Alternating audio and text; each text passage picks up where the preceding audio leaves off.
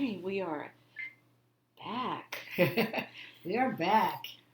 Welcome to the Witches Coffee Talk. I am Moon from Spiritual Moon, and this is. I am Opal Luna from Fiber Magic and the Grove. And we are back. I know we've been 3 weeks apart for a couple of times. Yes. It's summertime. We got things to do. Next week I'm going to be at Mystic South in Georgia. Awesome. So this seemed like to wait the extra week, and then now we'll be on track again. We'll be back on track. Back on track every other week. Mm-hmm. Today I'm going to make this cute crow. Nice. Look at this little guy.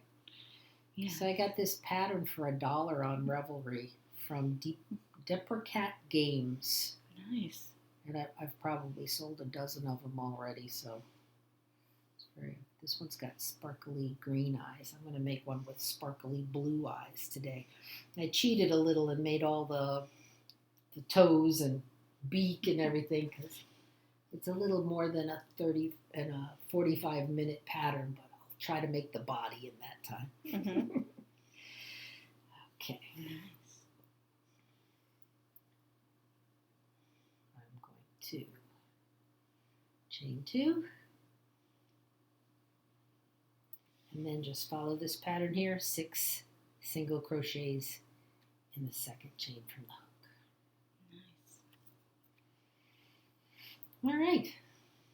So what have you been up to since for the last 3 weeks, Moon? Working, dealing with family stuff, and just enjoying summertime. It's been hot here in South Florida. I think it's been hot everywhere. Yes. The heat has really kicked it up a notch this year. Okay, now I'm going to do 2 single crochets in each stitch around.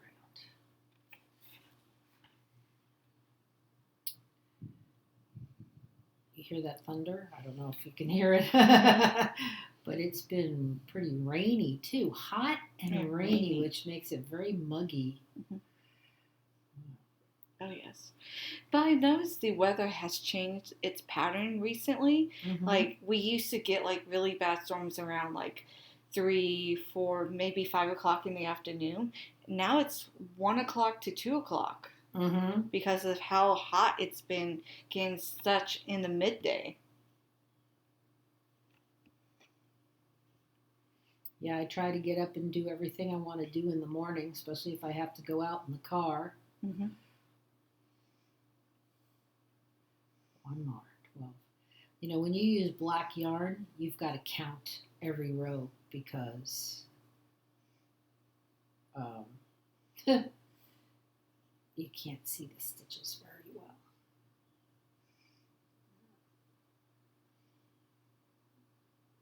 You're not going to be able to see those. All right. Believe me, there's 12. Now yes. I'm going to go around and make 18. Mm-hmm. So, like I said, next week we're going to Mystic South. Mm-hmm. That will be in Georgia. Yes. And it's not going to be any cooler there. No, I think it might be hotter because it's more inland. But it's a beautiful hotel. We're going to the Mm-hmm. Crown Plaza. It's on the right on the road behind the airport Mm-hmm. on the other side of Atlanta. Nice. It's a beautiful hotel. So I love conventions during the summer because it's too hot to be outside at the festivals. For me, anyway. Unless you're up north. But even still up north, it's getting to the point of miserable. Mm-hmm. Yeah, my daughter lives in Illinois, and they're doing their farmers markets and things now, but it's too hot for her. Mm-hmm. It's still hot. 2, 4, 6, 8, 10, 12, 14, 16, 18. There you go. Close it up. And make it 24. What was I going to say?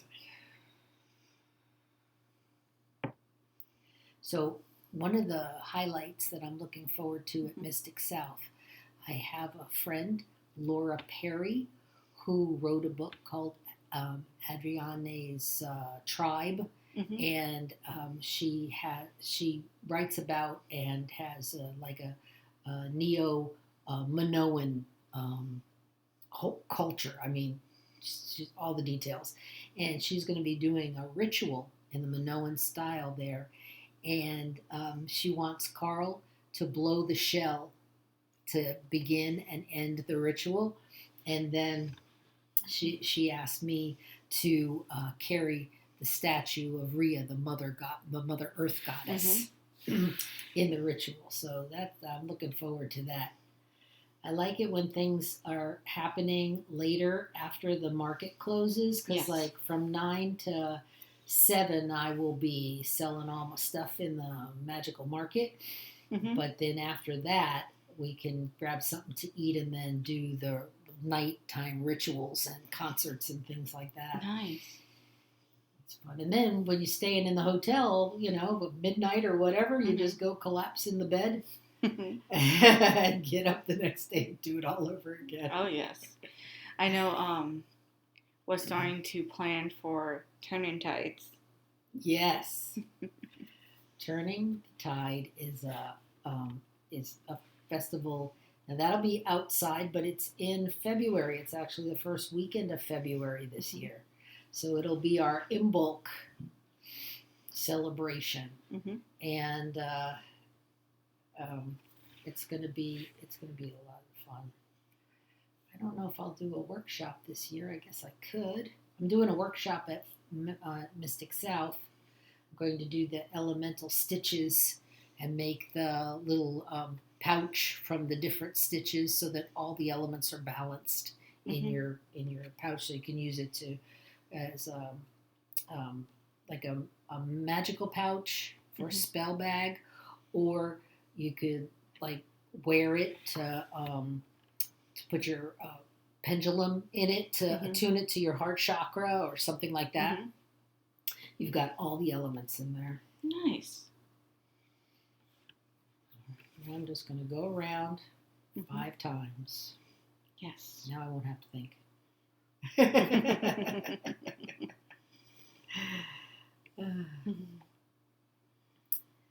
So the next thing that we're getting ready for here in the Grove is Lunasa. Yes. And that will be outside, but it'll just be outside in the yard. So it won't be so bad. You can come in and cool off if you want to. Yes, it's going to be very hot. It will be hot. That's why we're not going to get started till like 5 o'clock in the afternoon. Some of the more serious-hearted will be out there. Well, I can't say serious-hearted. But the steadfast, whatever temperature, who cares, will be out there doing hobby horse races. You know who I'm talking about. Birch Von Baum will be out there with her hobby horse. Yes. We'll have axe throwing and different games, just like what festivals of Lu in ancient times would be. And then it won't be till like 8 o'clock till we start the ritual. So, well, it won't be totally dark yet, but it'll be okay to have a fire out there. Yes. Because that's always fun. I can't wait. I'm going to be the Morgan. Oh, yes, and I'm going to be Caragwen. Yes. That's going to be so much fun. I recently got obsessed with the Caragwen. I was I listen to books on tape when I'm crocheting. This way, I don't have to turn the pages, or I can just concentrate on what I'm doing and listen to the story. And I found this book about her, and I listened to it, and it was so inspiring. She inspired the bards with the Awen, and she's really she stayed in Wales, because the Welsh language is so different from anything anybody was speaking around there. It stayed very pure for hundreds and hundreds of years, and until they finally got Christianized like everybody else.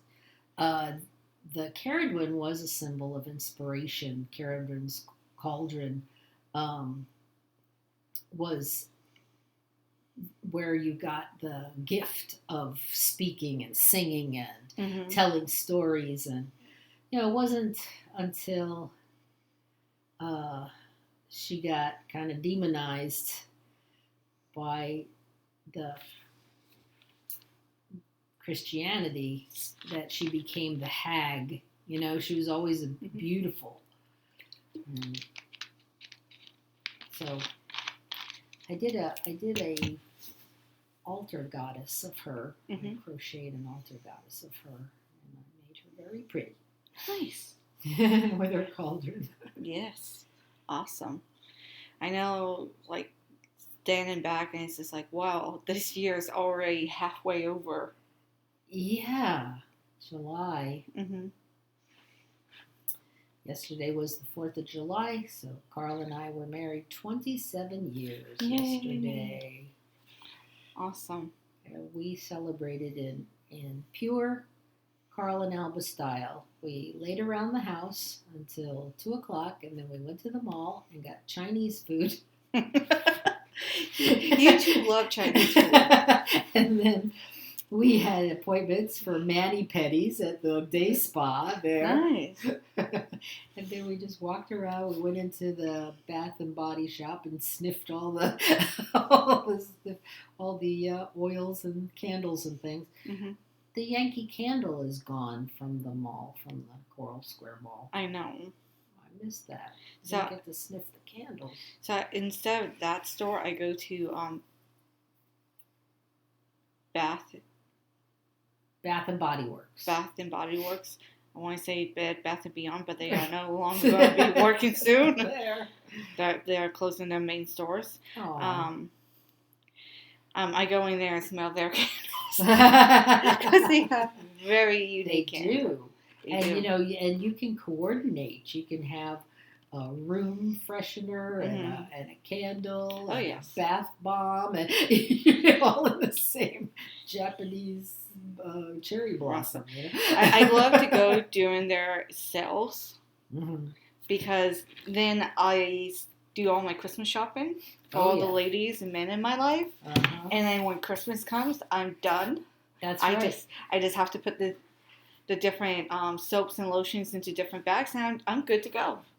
And everybody appreciates it. I know I do. Yes. Yeah. I love that place. Because my grandmother taught me, if you can save your money and get it on a sale, it's better to give them an awesome gift, and they don't know how much you paid for it, and they'll appreciate it. Right? Yes. Okay, so now I'm gonna do his little butt by putting two stitches in each of the next 6 stitches, and that'll give him like a little junk in the trunk. Junk in the trunk. So we have Lunasa, and then we have Pagan Pride coming. Oh, that's going to be fun. I'm hoping that's going to be big because we've been getting everybody excited about that. We've got Pavilion at Markham Park. Nice. And the pavilion holds 50 people, so I want to fill it. Nice. And then we're going to have 2 headliners. Nathan Hall, who wrote the Moonlit Moonlit Hedge, The Path of the Moonlit Hedge. Oh my goodness. And then Martha Capo, who co-wrote Thrifty Witchery. And so they're going to each do a workshop. And we will be recording them. They gave us permission to record them, so they'll be on the YouTube channel. And then they can use it for their own private promotion too. And then we'll probably have a third speaker, but we don't know who that is yet. It's still a surprise, but we'll find out. Oh, yes. Okay, 3 more rows around. Mm-hmm. For a little butt.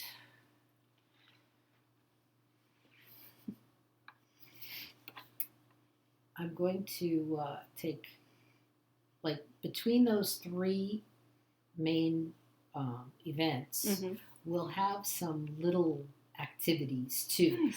So I just want to keep everything going. I mean, you're perfectly willing to just sit there and chill, and watch everybody if you want to. But there'll be something for everybody to do. Yes. At one point, I'm going to demonstrate plarning, which is something that the Grove does, and we turn plastic food bags into yarn, plastic yarn, and we crochet mats and donate them to Broward Outreach, and they distribute them to homeless so that they have a moisture barrier between their blanket and the ground. Yes. Very important, especially here in the summertime. With this heat, the bacteria grows quickly, very quickly, and you can end up with a respiratory problem if your blanket stays wet. Yes. So I'm going to give everybody a plastic bag and have them plarn it, make it into plastic yarn. Anybody can do it. And then I'm going to put it all together. And I'll have a mat just about finished. So I just need to do that last row with the straps. And I'll do that with the ball of yarn that everybody made together. And then we'll bless it together. And I think that would be a nice activity for everybody to do. And it's also a great way to recycle your bags too. Right. Every mat keeps 700 bags out of the landfill. That's a lot of bags. It is a lot of bags. And a lot of of material in that landfill that is never going to break down. Even the ones that you get that are biodegradable, you realize they need air to biodegrade. So if they're buried in a landfill, they're not going to. They're still not going to. It's going to be, hundreds of years, and they're going to be. Unless you do it at your own house and you compost it. Yes. You can do it that way. But a lot of people in South Florida and Broward County don't have the space. Right. Because the place I work at, we compost.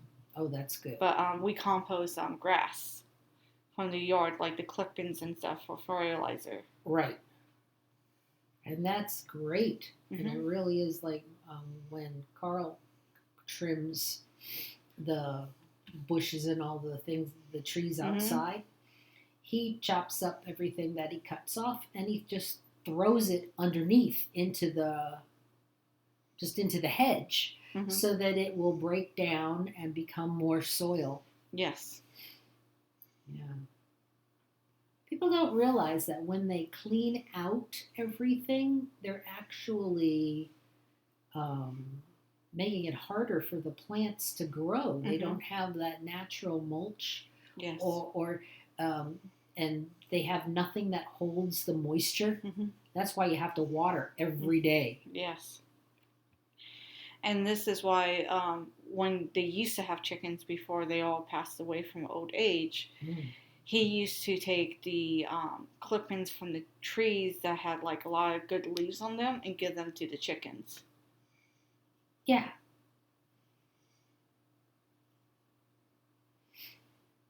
So another thing that I want to have a few minutes to do, and it won't take long, since Samhain, will be right around the corner. These things happen so quickly. Want to teach everybody that broom dance. Yes. So we can do that. Yes. We'll put that song on Bluetooth and we'll dance and everything. Dance. Gets everybody out of their seat a little bit too. Okay, so now I've got this shape, right? That's kind of crow-like. You see, this is the little bottom right down there. So you fold him in half, and this is where his beak is going to be. So you put an eye on each side. That's how you figure out where to put the eyes. These are going to be blue. I don't know if you can see it. You buy these things, they're all the same, but then they have these pieces of paper in different colors that you can put behind it. Mm-hmm.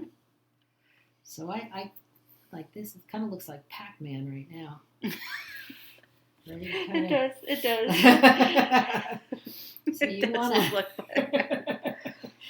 So if you made one in what, yellow? I guess you can make one in yellow. Yeah. So you try to get even, so you don't have a wonky crow.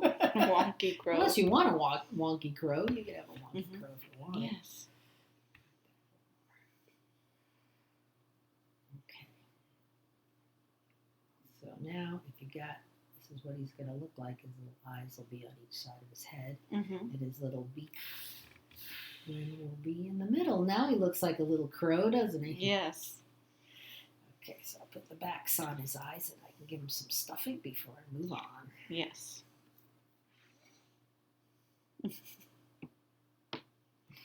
Snap. I love these eyes. They come in so many different styles. I've got snake eyes, glitter eyes.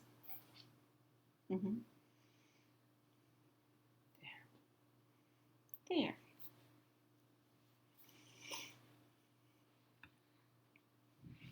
Groovy. Put some stuffing in them. Yes, stuffing is king. This is an old pillow. I know I mentioned before how expensive stuffing is, and if you have a pillow or something that you're not using anymore, instead of tossing it, throw it in the washer so it's nice and clean, and then unstuff it. Yes. So again, it would literally sit in a landfill for multiple lifetimes. Yes. Instead of sitting on your shelf as a nice little crow. All right. Because pretty soon I need to go buy new pillows. Right. So I will wash the pillows and de-stuff them and give the stuffing to you. Oh, I look forward to it. I just gotta snatch them from the panda's grips. This is my favorite pillow. It's old. I have a new one for you. It'll be so nice. It'd be so nice. I will make him something with the stuffing in it so that he can cuddle it. This is your old pillow. This is your old pillow. Make him a whoopee. Whoopee, yes. All right, now we're going to start decreasing so that we can close our little guy up.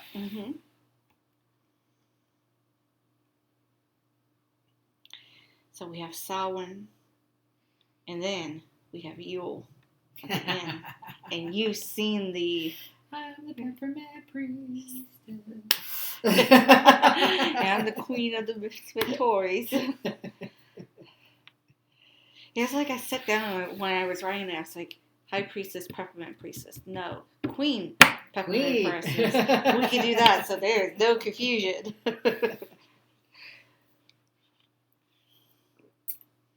That's right. I got to practice my song.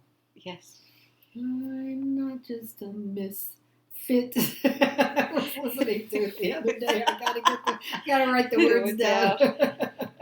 Yes. I'm also working on making the costume for Krampus. Oh man.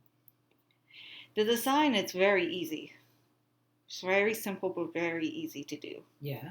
I just have to go pick out the materials I want to use. Right.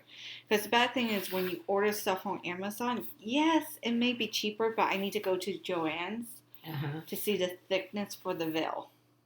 Right. You want her to be able to see through it without being seen. Like, I part and then the rest covered. Right. Like, the eye part will still be covered, but everything else will be taken care of. That's going to be fun. And the panda, the panda warrior, is he going to have a costume too? He's going to have a the secret sword.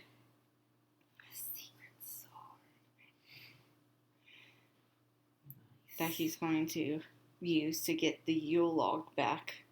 You know, Panda used to have a full panda suit. Does he still have that? Not a full panda suit. We still have the head. Okay. Yeah, the suit needed to be retired. He wore that every chance he got for many years. For many years, and then it became holy. Like some of his pants, I have to snag from him. I was like, I need to fix these. No, it's my favorite pants. There's a hole. I need to fix the hole. No, that's my air conditioning. He says this to me. You know him so well. I know. Do I know him so well, or do I hear the same thing from Carl? I think that's more like it. Oh, you know, like I've actually been like going out looking for his size pants. Like I can find his size pants. I just need to get the long ones.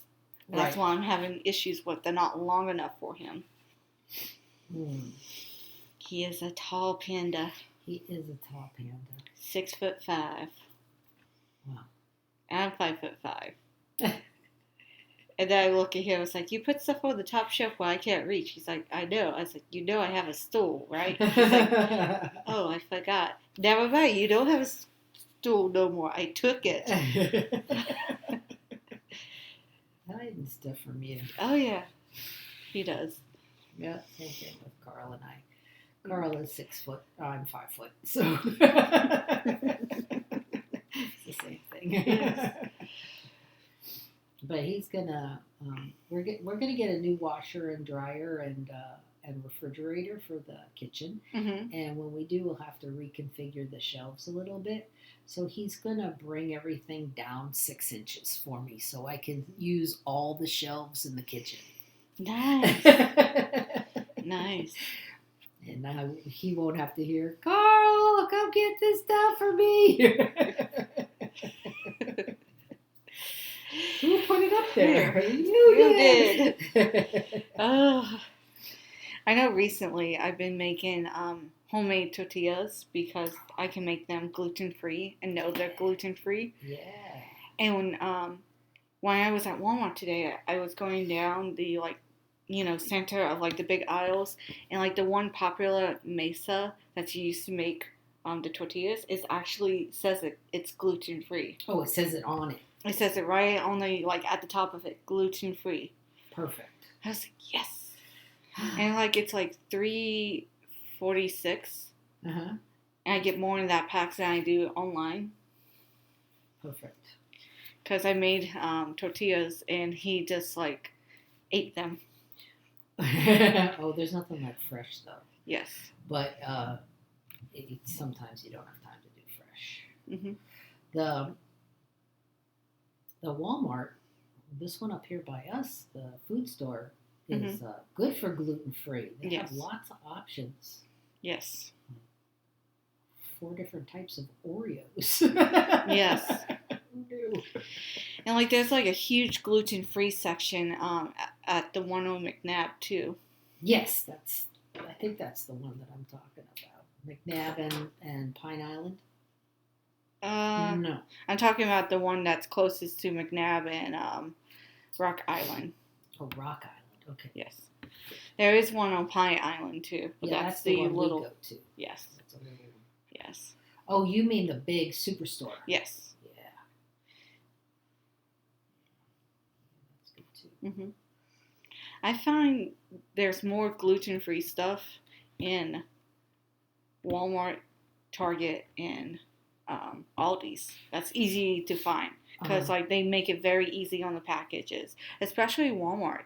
Like they came out with gluten-free enchiladas, a lot of Mexican food, and it says it's gluten-free, and it's right there on the front of the package. Yeah, it's so handy to have that because you're used to reading labels, But they hide things, and you have to know sometimes that malt sugars are barley, and that's not good. You know, you have to like decode, break their code. But if it just says gluten-free right on the package, then you're safe. Oh yeah, Aldi's is great. Like you can pick up a package and you can turn it around, like the spaghetti sauce. You turn it around and it says gluten-free. Like if they have sauces, like there's some Italian, like the chicken masala sauce I get from Aldi's. It says gluten-free on it. Good. All right, time to sew them all together. Time to sew the crow together. See my pretty nails that I got done yesterday? Yay! I always have to have them short and rounded because, you know, long and square is not good for crocheting. No. I'm going to put some fluff in his nose. He needs a fluffy nose. He needs a fluffy nose.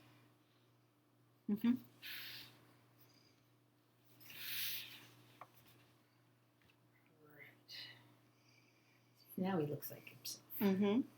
I love it when they start getting personality when you do it. That's when I start talking to him. Hello, little crow. Hello, little crow. Do you know the difference between a crow and a raven? I know there's differences. Crows are taller, sleeker, longer feathers. Crows go, caw, caw. Ravens have a prettier voice.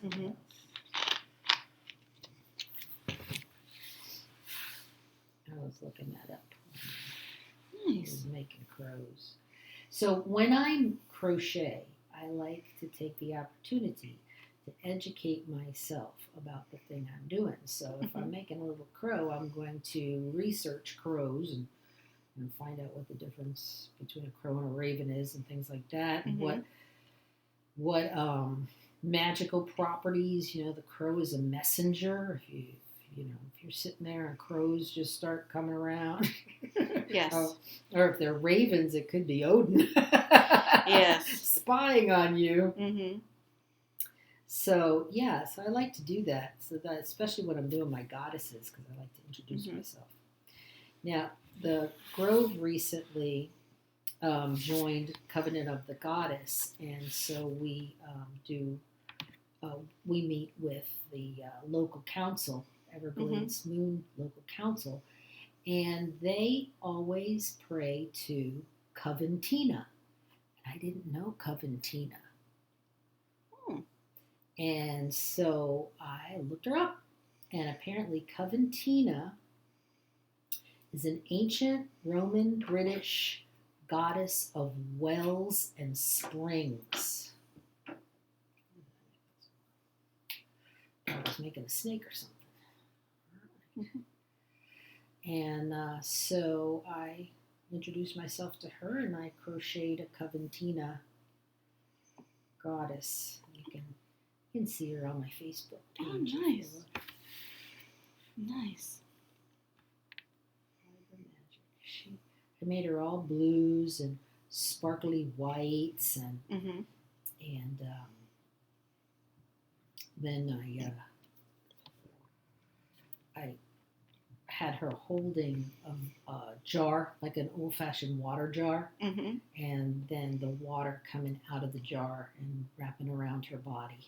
Oh, nice. She will be at Mystic South. Nice. On my table with the other goddesses. I've made Gaia and Nyx and Coventina and Carador. And I made a Medusa. And somebody bought her right away, so I made another one, and somebody bought that one, so I made a third one. Somebody bought that one, so I'm not going to have a Medusa for the table unless I make another one. Like, Medusa is popular. Well, Medusa's so misunderstood. Yes, and, she is. You know, women should really look into that, look into Medusa. Here she was, a young girl, beautiful girl, and again, it was Athena's jealousy, just like Arachnia. Mm-hmm. She was jealous of her skills. Well, she was jealous of Medusa's looks. At one point, Patron of Athena's temple said, "Oh, her hair is so beautiful, it rivals Athena herself." Now, thanks, guy, okay, called Athena down on Medusa, and she turned her hair to snakes. Mm-hmm.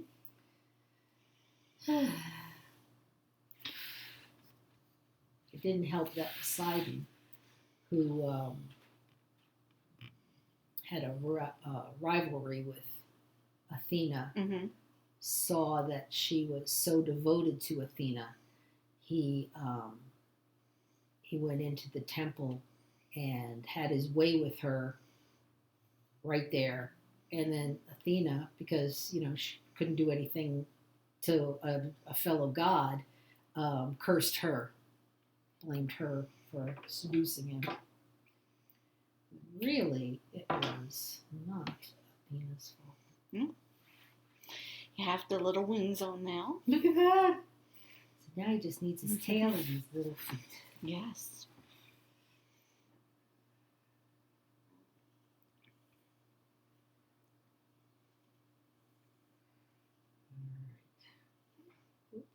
Mm-hmm. It's going to rain soon. Come on.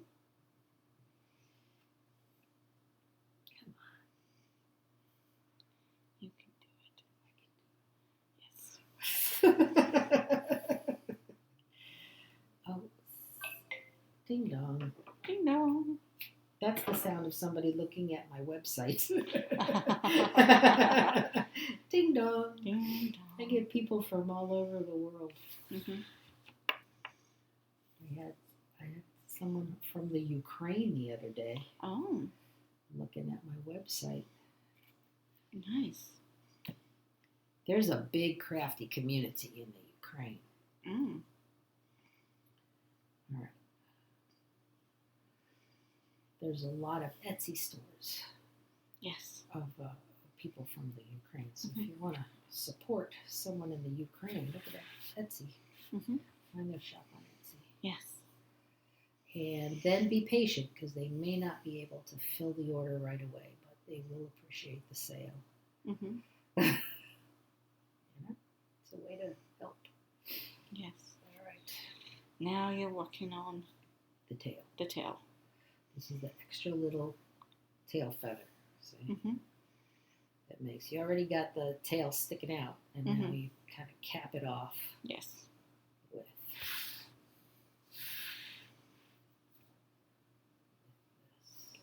Mm-hmm.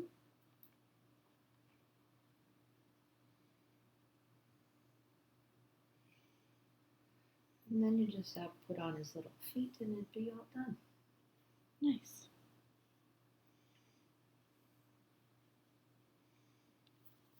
Very nice. So, what else? What else have we been up to in this month? This past month?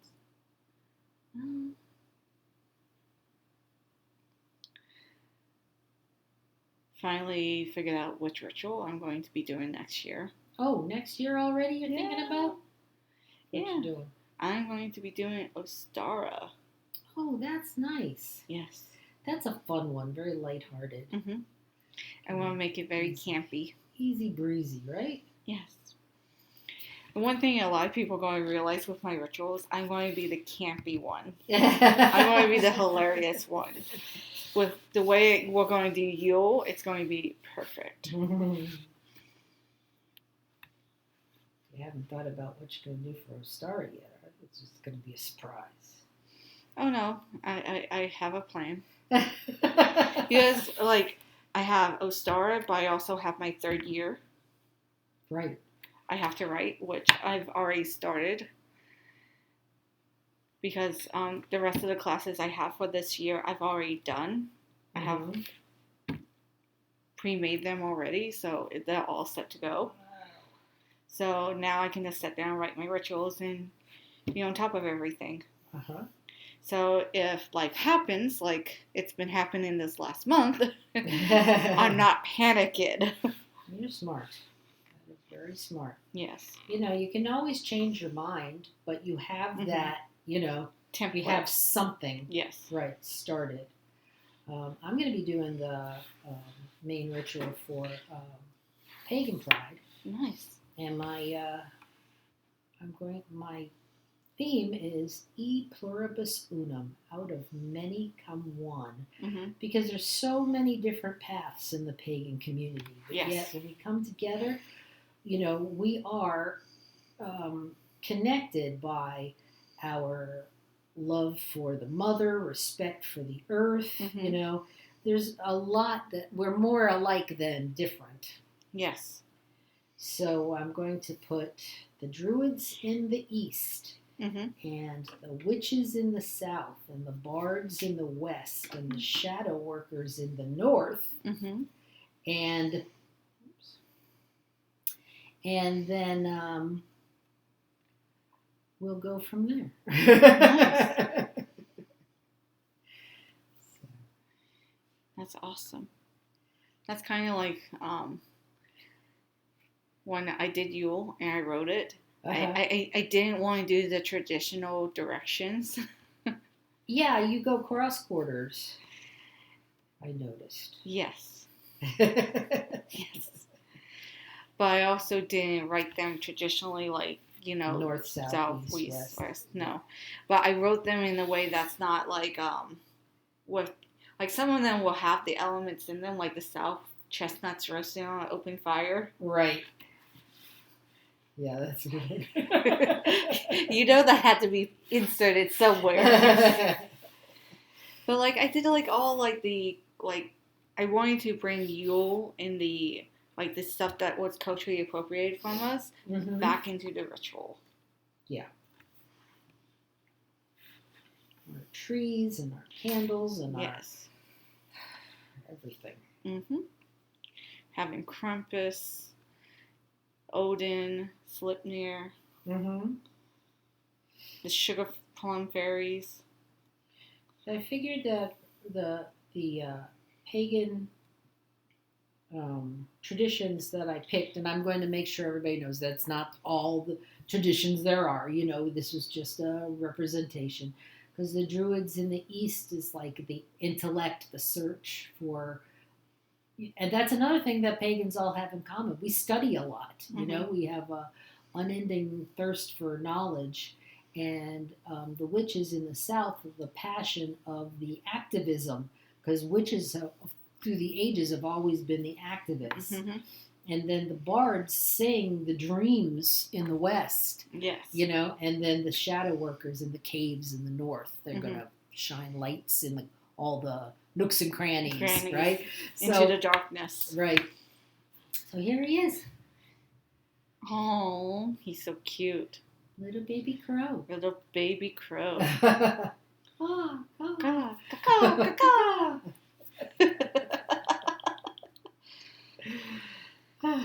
You got a friend. Yes. You know, they're all the same pattern, but they all are just a little bit different. That's what happened. That's handmade. That's the beauty of handmade. Yes.